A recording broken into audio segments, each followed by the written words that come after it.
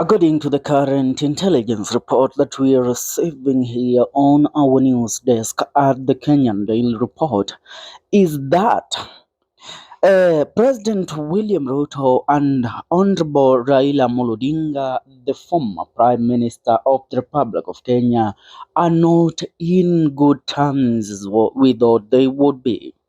Yesterday, during the burial of the late George Odwar, the late bodyguard to Raila Odinga, President William Ruto graced the burial, and a lot of things unfolded before the eyes of the president and those of former Prime Minister Raila Odinga. As President William Ruto expected praises to be given to him by the team that was there. It turned out to be hectic as people like the Secretary General of the ODM party, the Governor of Siaya County, the Roots Party leader George Wajakoya, James Orengo, and Edwin Sifuna, all of them took it out on President William Ruto. But now, according to the intelligence report that has been revealed, and a publication that has been publicized on the Nairobian today, it is exposed the big problem, or let me say, big drama that is currently brewing within the signed MOU between President William Ruto and Honorable Raila Amolo Odinga. According to a segment in the Nairobian, it says this. A segment called The Talk of the Town says the big man shaken after high voltage cell. Now, according to these details, you are going to understand what is currently going on. Leader vows to teach officials a lesson. The recent cabinet reshuffle by President William Ruto seems to have left a top politician a bitter man. The man whose person was among those affected by the changes is vowed to teach cabinet secretaries and government officers a lesson by adopting laissez-faire style of leadership whenever the officers will be in trouble and need his help. Those around the man contend that he is not happy since the changes were made and has promised to hit back until the big man notices the changes and calls him on the table for talks to remedy the situation. Who is the big man? The big man is none other than Raila Amolo Odinga. Raila Amolo Odinga's men, we expected during the cabinet reshuffle that happened that some of new members of Raila Amolo Odinga's ODM team would be absorbed within William Ruto's cabinet circles.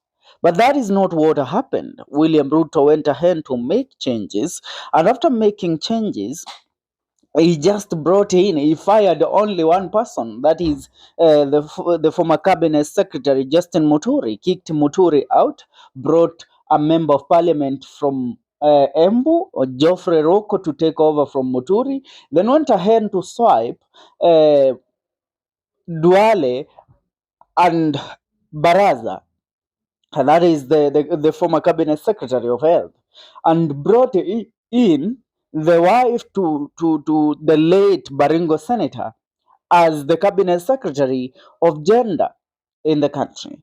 Now, even in that seat, the gender position, that one Raila Molo Odinga and his people thinks that they should have been given that. And we recently saw what was happening. What has been happening?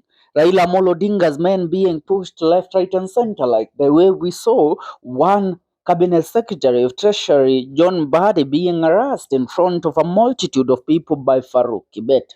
Now, William Ruto has noticed that Raila Amolo Odinga is not standing on in his defense no more. Raila Amolo Odinga had started to take up defense and defend President William Ruto in whatever chance he gets. But currently, Raila Amolo Odinga is not doing that.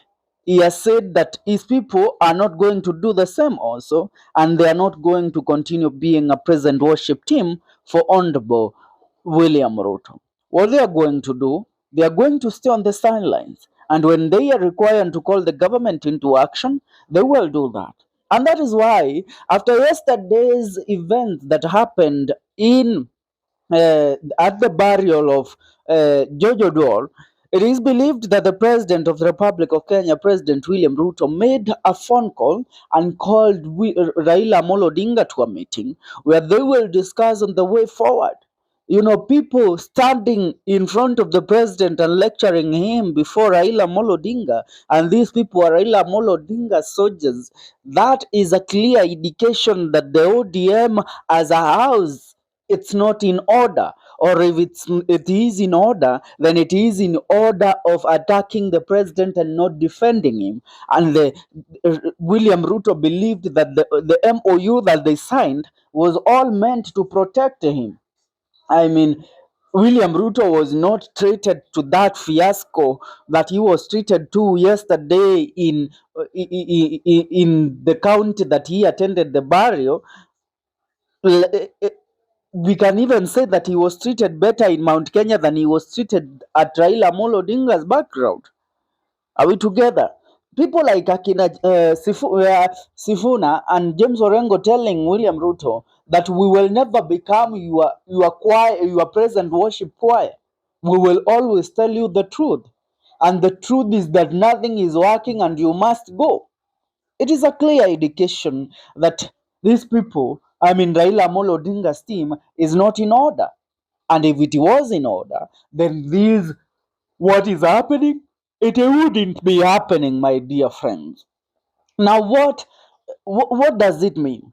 Raila Amolo Odinga was called by the president yesterday, and the president is trying to convince Raila Amolo Odinga, please tame your people, inform them that even if it is attacking, they should draw the line. Yes, remember Wajakoya told William Ruto yesterday, live and direct, Bwana William Ruto, you have to understand that people don't hate you, but once that man you call your PA Farouk Kibet pokes his mouth in everybody's business, then people will hate you, people will question you, people will rise against you, and we don't want to ban this country. The dramas unfolding in Butere Girls, the dramas unfolding in every corner of the country, the man harassing a cabinet secretary, every single of that, you have to warn that man. Tame him. He is your dog. And every dog has its master. So you as a master, tame it. And now William Ruto is telling Raila Odinga, you also have to tame your people. As I try to tame Farouk Kibet and Akina Oscar Sudi and Kemani Ishungwa, try to tame Edwin Sifuna. Try to tame George Jakoya. Try to tame people like James Orengo. But you know what? These people knows what cards they're playing. Them, they want to be pro-people. They don't want to be pro-government. The only idiot in Raila Amolo Odinga's team is one, Junet Mohammed. It's Kajunet Kagoagoa. He's the only Kasile in that team because you will find Kajunet speaking nonsense, saying that yeye kitu inamfurahishanga tu ni kuona Gachagua akilia. He never speaks sense. Junet is a madman. He should be in mental hospital. While others are winning the love from Kenyans, him akipatana na Wakenya ile vita atapigwa ni Mungu tu anajua. For now, make sure una subscribe. Tell me what you think in regards to the phone call between President William Ruto and Raila Amolo Odinga.